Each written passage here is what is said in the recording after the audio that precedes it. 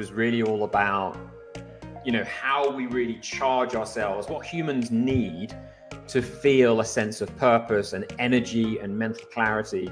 I read that, and that gave me first a vision of who I could be. The moment that we start blaming the world for our problems, we've given away our agency. We've given away the ability that we actually do have to change that. I've got to recognize physically and mentally what state am I in when I'm thriving. While I feel physically strong and limber, hydrated and healthy. Mentally, I feel focused. I feel I have bandwidth. I feel grateful, and I feel like I've got a purpose. Let's talk about that conflict of the extrinsic motivation versus listening to yourself. So how did you begin to feel the conflict? Like, was it all of a sudden one day you woke up and you felt that conflict? How did you begin to listen to yourself rather than continue with the programming of pleasing others, doing for others, doing a great job yourself, but knowing that there's more that you could be doing with who you were? Yeah, I think it was recognizing that pretty much my whole life at that time, I had been really motivated to just please everyone around me. I think growing up, through school, I didn't learn the same way as others, right? I was, as a lot of entrepreneurs have this story, I didn't learn the same way as others. And so I wasn't rewarded for academic achievement. And so I managed to find that I could be liked and accepted for being nice to people and doing things for them. And that led to an unhealthy track of kind of self-sacrifice, right? That's what led me down this route of not really listening to the inside guy and just focusing on extrinsic, right? What can I do to get something to come in to fill me up, whether that be money or acceptance or these other things. When I came back from serving these kids, which was really all about them, and I got a great feeling from it, but it was real service, and I did a good job at it because it meant something to me too. And then from that moment on, every time I was working at something, the other people saying, that's a great job, well done, it didn't feel as good because it was like, I don't care about what I've just done, but you think it's great. Wonderful, thank you. Cherry on the cake, great. But I'm not full. So I was then experimenting with, well, how can I feel full? I signed up to mentor new staff members that were coming in. Anything that could play with this idea of there was, at the time, I didn't know it was coaching, but what do I want to feel? And this, especially with guys, this connection between intellectual, logical, what makes sense, and emotions and feeling, emotional intelligence, you might call it. This is a really important understanding and an important link. And once I started feeling that and reading books, I could just tell the difference between how it felt. It was as simple as that. One didn't feel as fulfilling as the other. I wanted to spend all my time developing myself to be able to mentor and coach and lead. And within that, I'm developing me. I'm my first client. Yeah. Right. I'm my first client. And I recognize early on that contract is for life. And for all of us, whether you're a coach or not, you are your most important client, right? There's no refunds. And that contract is for life. And the success of that client dictates your success. So you better pay attention, right? You better show up, because the moment you stop paying attention to that client, everything in your life is affected, right? Your output, your ability to pivot, to make great decisions, to be creative and come up with new ideas. That's all dependent on how good you are at looking after your number one client. And when I recognized that, things exponentially changed. So how did you find the thing that filled you up versus doing for others? How did you find that coaching was the thing for you? So I read a book called The Charge from Brendan Burchard, which was really all about, how we really charge ourselves, what humans need to feel a sense of purpose and energy and mental clarity. I read that, and that gave me first a vision of who I could be, which was, at the time, I was like, I've been that person before. I was 12. I was so confident, right? I was doing judo and I was, very confident in what I was saying, even though lots of people thought I was nuts. So first I just recognized the guy I could be. And then it's like, well, if I can be that guy, I'm now looking around at all these other people around me that they are, I can now see that they are watered down versions of themselves. The moment that we start complaining, I'm bored, or it's not fair that this is like this, the moment that we start blaming the world for our problems, we've given away our agency. We've given away the ability that we actually do have to change that. And I could see loads of them. And I was like, man, there's all these people that could be happy. It's a lot of people could actually do something. They don't have to leave and be an entrepreneur, but they could do something to make themselves happy. But they are waiting for the world around them to change to be happy, rather than taking control themselves and making decisions. Why? Because they're scared. Because it's like, people are going to judge me, or I might lose my job. So it's easier just to be, it's easier just to stay in this complaining place and allow the pub on a Friday night to be my vent. And so now I'm like, well, if I can be this guy, I'm on my way to being, I might be able to help them. And that feels good. What is that? Well, that's coaching. That's what that is. So then Brendan, he started his certified high performance coaching program, I think a couple of years before. And I read into it. It's like, this guy put 4 years of research into, well, what actually makes us feel that way? It wasn't just a loose idea. It was that he researched it. And I like that. I'm a data guy, right? I like to know that things are tangible and strategic. And so, it was a large investment to do that. It was a risk. I wasn't earning it. At the time, I thought I was earning good money. I wasn't really earning amazing money, but I was earning good enough money at the time. It was certainly a risk. It was a big investment for me to do that training. And I flew to America and studied to be a high performance coach. And I'll tell you now, that moment when I first got certified, and I recertify every year, right? Because the research gets updated. That moment, that was one of the best moments of my life, which was another indicator of this is where you're meant to be. Like that feeling of, it's like I stepped into who I was meant to be, which I know sounds floaty. It might sound floaty to some people, but there was such a drive, right? With zero caffeine or any kind of stimulant. In that moment, I was like, I can do anything right now. And so once that was done, it's like the chapter was changing. And all I've got to do now is identify and let go of all the things I no longer need, which is, I think, where we should go next, because that was probably 80% of me and my life.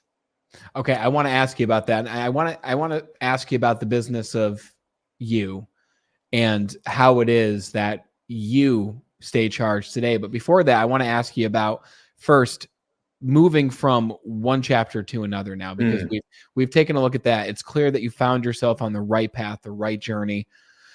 But when you were in London and your now wife and you were like, okay, let's go to California and let's leave this behind. Let's start new. Let's go down this path together.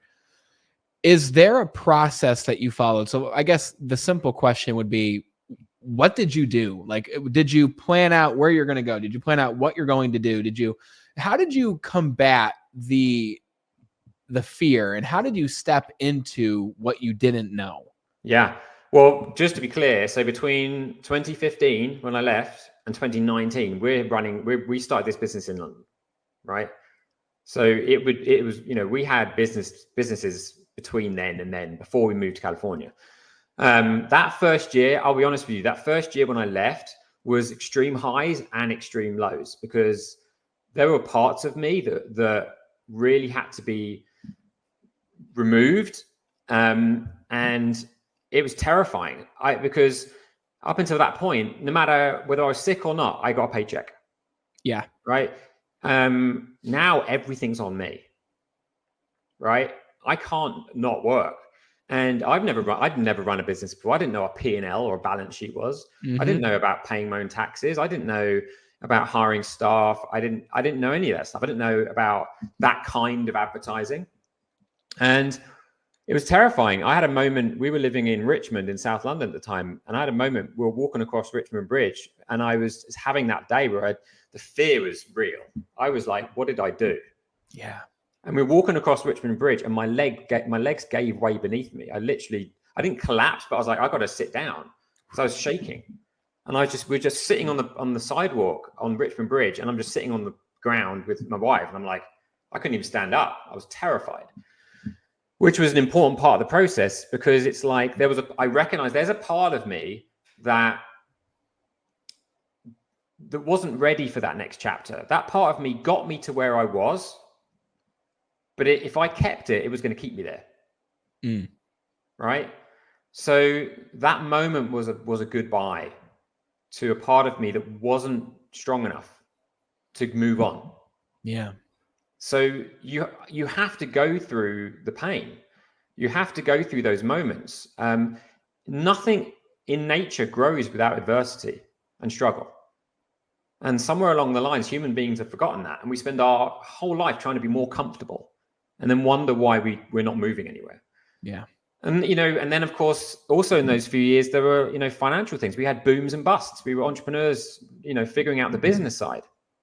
There were many months where I think there was many, many months where we had, we got to come up with £30,000 by the end of this month, and we have nothing. How are we going to do it? And we did it. We always did it. And so it was going through feeling the pain, and rather than burying it and pushing it away and folding, it was, okay, let's have a conversation with this pain. What is this? Yeah. Right? What is this? Why do I feel this way? Well, I feel this way because, it feels different. Like it's now all on me. So it's a responsibility. Okay. How do I, when I make good decisions and I create something and I'm of service, what gets me there? Well, there's two things. First, I've got to recognize physically and mentally, what state am I in when I'm thriving? Well, I feel physically strong and limber, hydrated and healthy. Mentally, I feel focused. I feel I have bandwidth. I feel grateful, and I feel like I've got a purpose. Yeah. Okay, great. What do I need to get there as I'm shivering and collapsed on the bridge in Richmond? What do I need to get there? Well, I'm sat down, I'm shivering. I make sense of it. I have the conversation. I coach the client, right? I coach me. A lot of studies on influence will tell you that how we influence decision is twofold, right? We acknowledge first. We open up the kimono. Okay, James, I understand why you feel the way you feel, and it's okay. And then from acknowledgement, we go to ambition. This is where we're going to go.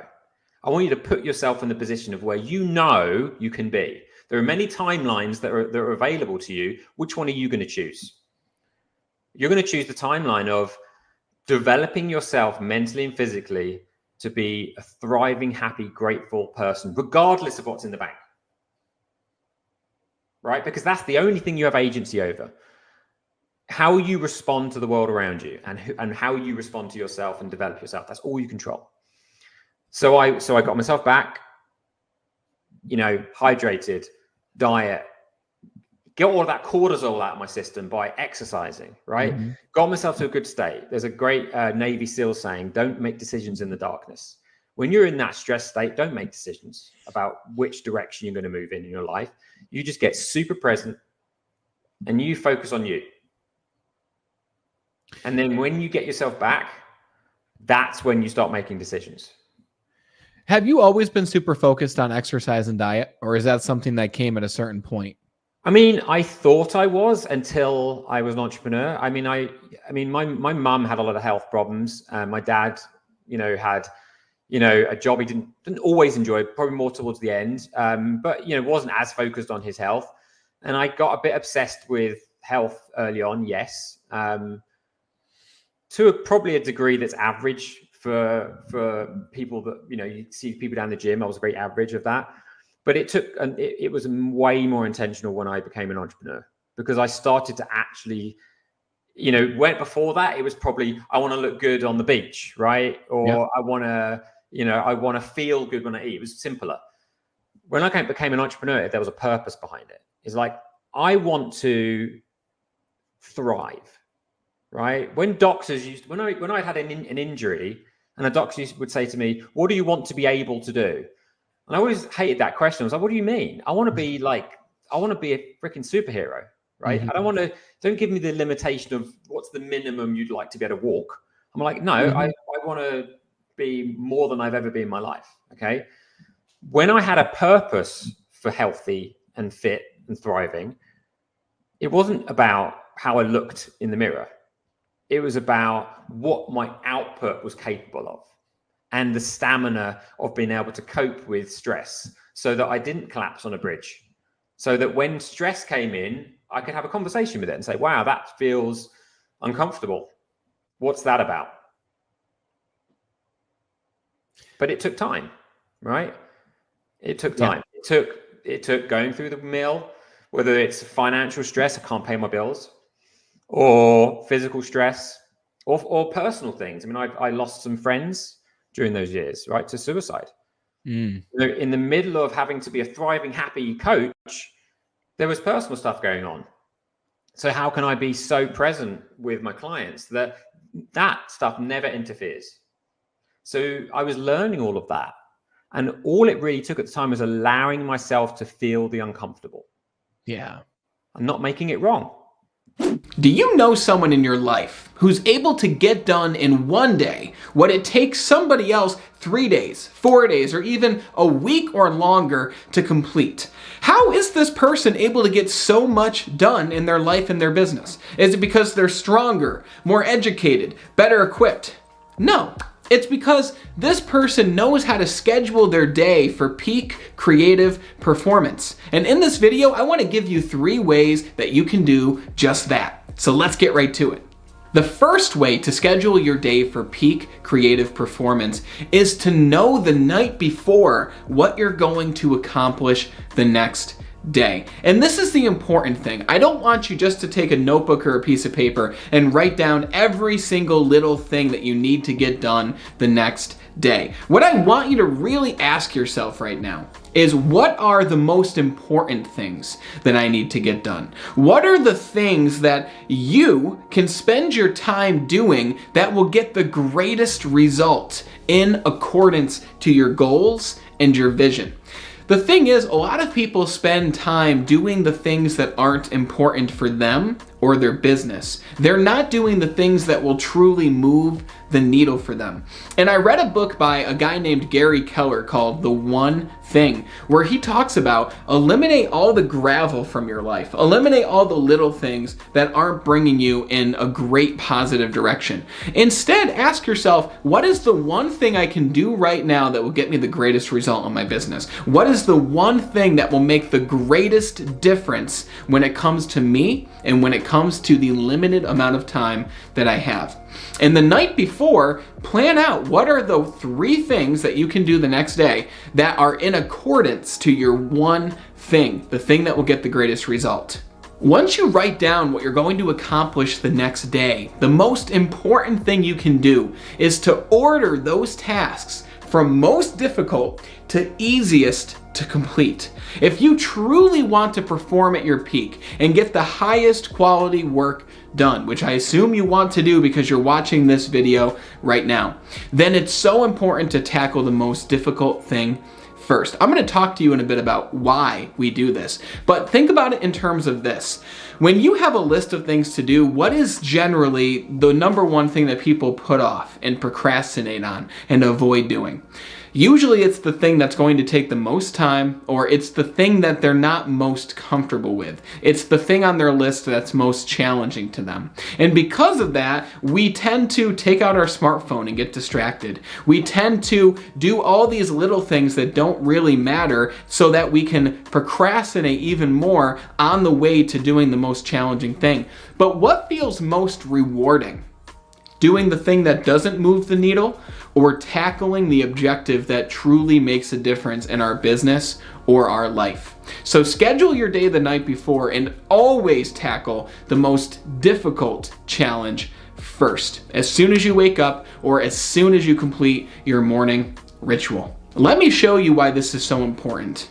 It's important to understand that as human beings, we only have a certain amount of willpower throughout our days. And you cannot generate more willpower. Once your willpower meter is full at the end of the day, or whenever it becomes full, it makes it very difficult to complete more tasks and get more things done. So as an example, let's say you wake up first thing in the morning and you start making decisions immediately. You've automatically used some of your willpower. And then you decide, well, what clothes am I going to wear today? More willpower used. And then you go to work and you spend even more of your willpower on all these different little tasks that aren't really bringing you to any specific end result. More willpower used. And by the time you've reached noon, for a lot of people, or for some other people, 3 p.m. or 4 p.m., your willpower is maxed out. You cannot use any more. And if you've saved all of the important tasks to get done at the end of the day, then what kind of quality result are you going to get when you complete this task? It's not going to be high quality. It's going to be bad work. It's going to be low quality. It's going to be noticed by other people. And just by looking at this willpower meter, I'm sure you can begin to understand why it's important to get the most important things done the first thing you do in the day. Get it done right away. That way you expend all of your willpower on the most important tasks. This is why you hear stories about people like Mark Zuckerberg, who wears the same shirt every single day. It's not the same shirt, but he wears the same style gray shirt every day because he doesn't want to spend his willpower picking out shirts in the morning. He would rather spend that willpower doing something important and doing something productive. This is why the CEOs of many successful companies, their only role is to make a few important decisions each day or even each week. They don't really do much of anything else other than make some key quality decisions because they're put in that role to use the willpower that they have as human beings to make the important decisions. So understand the science of willpower and use it to your advantage as you complete the first most important tasks first thing in the day. The second way to schedule your day so that you can perform at your creative peak is to schedule exactly when you're going to eat your food the next day. You might be thinking, okay, you've gone off the deep end now. Why would I schedule when I eat my food? I usually eat as soon as I wake up and then in the afternoon again for lunch and then at dinner time. But check this out. The reason I recommend you schedule your meals is because of this. Let me ask you a question. How do you normally feel after a big breakfast? How do you normally feel after any big meal? Well, all the blood goes to your stomach. Your body begins to digest. It's taking all of this energy that you could be using to accomplish your difficult tasks and objectives and move the needle for your business, and it's using that energy for digestion. And digestion consumes the second most amount of energy out of anything that your body does. So I'm sure you can imagine the quality of your work and the quality of your performance after you eat a big meal. Yeah, you got it right. It's not too great. Your results are going to get worse after you eat a meal. And you're going to be thinking to yourself, ugh, I feel kind of sluggish. I don't want to have to continue work because I just ate a big meal. I just want to sit down and I just want to relax. My advice to you is to schedule your meals at least for the afternoon time. Now, this way of eating is called intermittent fasting. It's about having an eating window between a specific amount of hours, such as noon and 8 p.m., which is my personal eating window. So I won't eat a meal until after noon, which gives me all of those hours in the morning to have my peak levels of energy. And generally, if I wake up at 6 a.m. and I eat at noon, between those 6 hours, I'm able to get done most of the tasks on my list, if not everything. So by the time I eat, I don't need to use that energy for the important things. I can use that reduced level of energy to accomplish anything else I didn't accomplish, or to spend time with my family and to do the things that I want. If you want more information on this whole eating window and on this thing called intermittent fasting, then watch the video up here that I made about a year ago that talks all about it and how you can implement it in your life. If these tips have been helpful for you so far, then please consider hitting that like button right down here, right now, so that this video can be shown to more people who could use these tips. And if you're new here, be sure to hit that subscribe button and hit the bell for notifications, because we launch videos every Monday through Friday to help you live an extraordinary life, to get more done, and to achieve self-mastery. And in tip 1, I talked about how you should schedule your day the night before so that you can start work on the most important tasks the following day. But if you really want to dig in and ensure that you have the highest quality work so that you can really schedule your day to perform at your peak, then you should consider scheduling in what I call time blocks. Now, time blocks is a concept from that same book I mentioned before called The One Thing by Gary Keller. But time blocks work like this. You take a specific hour or two of your day. Gary Keller says you can do this up to 4 hours, maybe even more depending on what you're looking to get done. But you could take 10 a.m. to noon, and you could take those 2 hours and focus on one specific task. And you'll literally go into your calendar, and in your calendar you'll write down between those times exactly what you're going to get done. I put everything in my calendar, and if you wrote down what you want to do the next day in a notebook or a journal, take those things and even put them in your calendar, because if it's not in your calendar, then it doesn't exist. And time blocking, choosing 2 to 3 to 4 hours to have dedicated work and time to spend on one thing, will truly help you to get outstanding results in your work and your life. Now, when it comes to time blocking, here's a few tips for you. Take your phone and put it on Do Not Disturb, and put it across the room. Even leave it outside your room. You don't even need your phone unless it has something to do with the work that you're doing. Because if your phone goes off while you're in your time block and you hit the Facebook icon, you just lost 15 to 30 minutes of productive work because you got sucked in and distracted to something that's not helping you move the needle. Another tip when it comes to time blocking is close the door, and even put a sign on the other side of the door that says "in a time blocking session." And the people in your life will get to know what this means, and they will respect the time that you give yourself to create outstanding results so you can perform at your peak and get more done. Time blocking will help to change the game for you. Just try it out, give it a shot, and I'm excited to see what you think.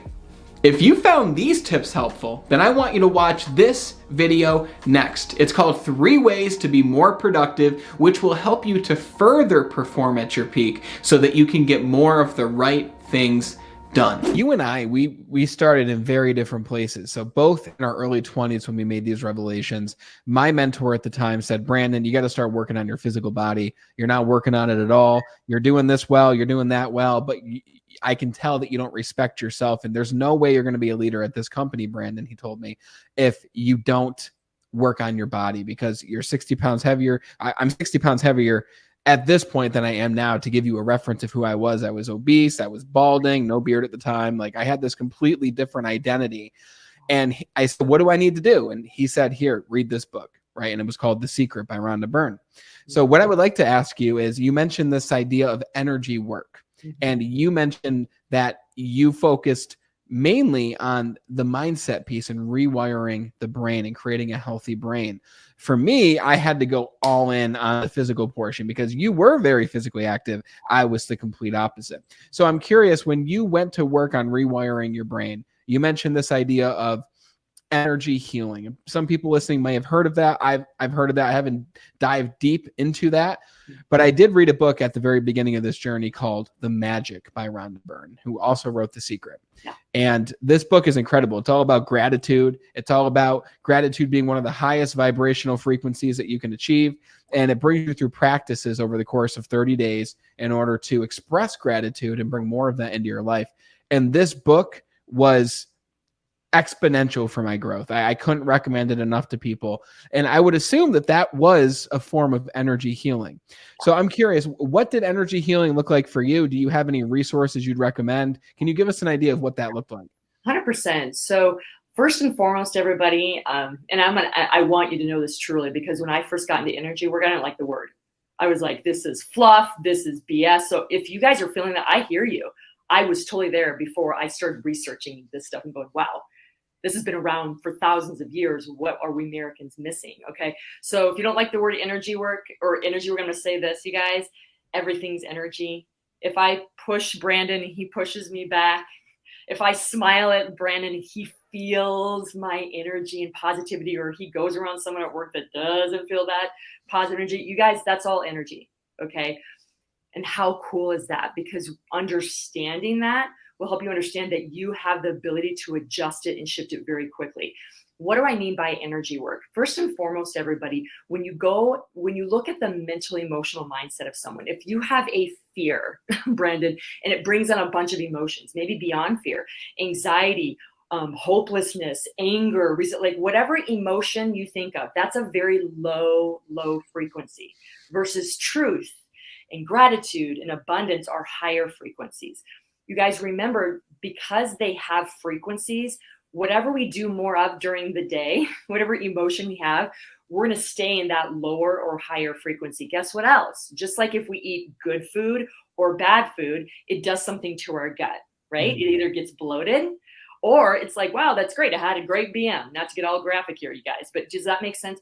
Emotions are the same thing. They have frequency and energy to them, and they will be stored. I want everybody to hear this: stored in your body. All of us store energy and emotions differently. Many of us here, like, we get butterflies in our stomach when we feel nervous, or when we have heartbreak, we feel it in our chest, right? You guys know some of this already.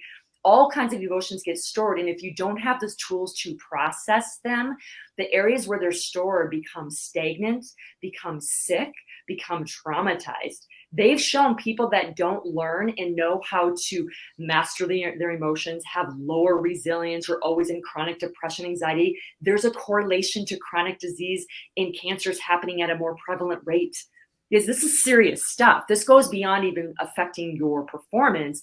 It literally limits and stunts your life by not processing some of this. So just like food, emotions are energy. And whether you're having more higher frequency or lower, they get stored in the body. And if they're negative, they're causing stagnicity, disease, and ultimate death. So we want to have tools, which we have those, to move those through. One of those ways of doing that is body work, to move some of those energies through, and some of the physical stuff too, you guys. I'm a PT by trade, so we look at the mental, emotional, physical. Some of those tools are, I don't really call it talk therapy. I do a lot of cognitive remapping. I do neuro-linguistic processing, ways to really break things down and shift the brain and body to work for you, not against you. But I would say energy work, having some type of rapid transformational tools and templates that your coach or counselor has to help you start breaking things down. And then also diet are probably the three in those order that I would even start with. If you've tried some other approaches that traditionally maybe have not worked. By the way, it doesn't mean I don't believe in traditional care, you guys. Sometimes medication is needed. Sometimes surgeries are needed. What I will say is, when you combine the two, we find a little bit more regulation, and then you find your sweet space for it. As far as resources, you guys, I can definitely give those in the notes too. The kind of energy work I did, I have a whole website on it. It's called Integrative Manual Therapy. There's other energy works like Reiki, energy work like acupuncture. That's also known as energy work. But there's a lot of different body works that are more focused on moving energy through the body and ultimately creating more optimization of the systems of the body, including the brain. As far as counselors and coaches that work more with, I will call it, you guys, you've heard me say it already, the chemistry of the mind and body and changing it. They all have different certifications. We can give you some that I feel are the most powerful, those that are certified in breath work, somatic work, timeline therapy, cognitive remapping, to name probably 4 of those that will help you. Also, EMDR is very, very effective for helping rewire the brain. So I know that's a lot, you guys, and I can give you notes on all those. And depending on who you are, the equation might be more effective with one versus the other. But I'm going to tell you right now, everyone, you got to go at it from all cylinders. If you're high performers on here and you want your life back, you got to be willing to try all this stuff. But that's why having the guidance of a coach or a counselor will give you 2 or 3 things. Maybe, Brandon, what you asked me of, let's drop the gluten, just start there for food, don't even add anything else, and let's try this energy work, see what happens. So even though I'm giving you guys a lot, we have so many tools. Get guided. I can't tell you that enough. Get guided by a coach, a counselor, someone that can kind of move you through this space. Because what Brandon just said at the beginning, I cannot emphasize how much I agree with it. His boss came to him and said, there's no way you can climb up this little corporate ladder in our company with where you are at. You guys, leaders more than ever are understanding mind, body, soul wellness and how it affects their bottom line. Yes. How they communicate with their team. Yes. How productive they are. Yes. You guys, all this stuff, this is where I start with all my leaders, and they're like multimillionaires, some of them, because they realize they're tanking in these areas and how much more powerful they can be when they have the temple that they were given to optimize it. When they do and they feel them, game over. You will be unstoppable. And I actually believe that in all the other things I teach in my leadership training, but we always start here, you guys. We have to. You can't disacknowledge that. And if we haven't gotten that by now after 2020, Brandon, I mean, we saw it before, but if we haven't gotten that yet, which I think a lot of people have, come on, this is where it's at. And we want to make sure you're bringing the best version of you, mind, body, soul, to your clients, to your team, to the world. Awesome. Okay, let me ask you, you mentioned Reiki, you mentioned acupuncture. There was one in the middle there that you mentioned, and I know we can put a list in the description too. It's integrative manual something. What was that? That's integrative manual therapy. So that's what I'm certified in. So that's what I actually started as far as body work for working for me. And I got certified in it and used it as part of my practice when I had my bigger holistic practice. And I can give you guys links on that and the history of that. It's about 40 to 50 years old. It's not as old as acupuncture, a little bit younger than Reiki, but that's a great one too. And when people work with me, depending on what their symptoms are, some respond better to certain things than others. So I can give you guys information on that too. So if it's not, integrated manual therapy, could be something else, but they're powerful tools. When you look at food, when you look at body work, when you look at getting a coach that actually starts rewiring things, not just talking, I will say those are the 3 things that will be game changing. And the other thing I would say, Brennan, which I believe, which is the bigger thing for me after those 3, when I got better and then I started hovering, I'm like, but I still feel like I need to get better yet. Was really looking at things I need to get rid of. And what I mean is things in my life, social media time, friends on my phone that weren't friends anymore. You guys, that does take energy. Keeping my taxes till the very end of the year to do like this leggings stuff that I should have been doing before. It's in my closet still. What is the lady that does you have to go through your closet, every few months to like debride your clothing. Yeah. You guys, there's something energetically to that. I talk about micro leaks with my leaders and high performers all the time. They're like, Jen, we're doing all you're talking about, but I'm still not better. I'm like, how's that conversation going with creating boundaries around your mother-in-law? I still have to talk to her every day. Oh God, it's so hard. You guys, remember, when I talk about energy leaks, there are certain things we're doing every day that we're not addressing, that we're justifying away. It's like a small leak on the roof, you guys. It gets really big sooner or later. I cannot encourage all of you enough. You don't even have to hire a coach. Just look at your life right now. If it sucks, and I mean that, you guys, not about the successes, but like, I hate my life. And I mean that. If that's where you're, that's okay. It's a great place to start. Your eyes are wide open. I would encourage you to look at all the categories of your life: family, personal, intimate life, vacation, work.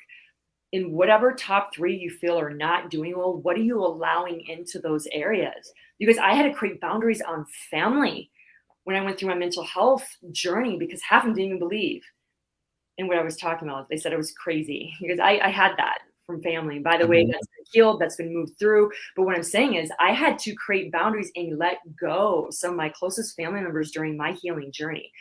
So what I'm saying is, everyone, I can give you all the tools in the box, but if there's nothing that you've listened to today, listen to me right now on this.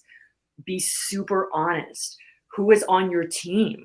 Maybe that you hired that you're just keeping around. You shouldn't be keeping around, but you're trying to be nice and the positive leader. You guys, this is what I'm talking about. The small micro leads, they can be personal, they can be professional, that are literally leaking every day. So no matter how much you put in good energy work, gluten-free, so if you are still going to be drained over here, and it's going to affect ultimately how you show up. So if it isn't working, be honest. What else is going on that you're letting leak out and in your life? And I'm telling you, that can be the biggest thing, because that's what I noticed when I started kind of like plateauing a little bit, but I knew there was something more. That's what I was doing. I'm a recovering perfectionist. I'm a recovering people pleaser. That's a whole nother probably interview, but that's, I was guided by high performance to be, a people pleaser, because I wanted people to love me and see me. So I performed a lot. That was part of my childhood story, you guys. I connected performance to safety, performance to abandonment, that if I didn't perform, I didn't get love. If I didn't perform, I wouldn't be seen. That's huge, you guys. I was in survival mode majority into my mid to late 20s because I was doing performance for the wrong reason. Now, after really looking at that, I'm like, wow, now I'm performing because I want to master my craft and give to the world. And there'll be days I don't hit the mark, and that's okay. I'm in mastery, trying to master, get up, fall down, get up, fall down. But I'm doing it because I know it's my calling, not to gain love, not to gain accolades, not to gain being seen. And that was very connected to my past story.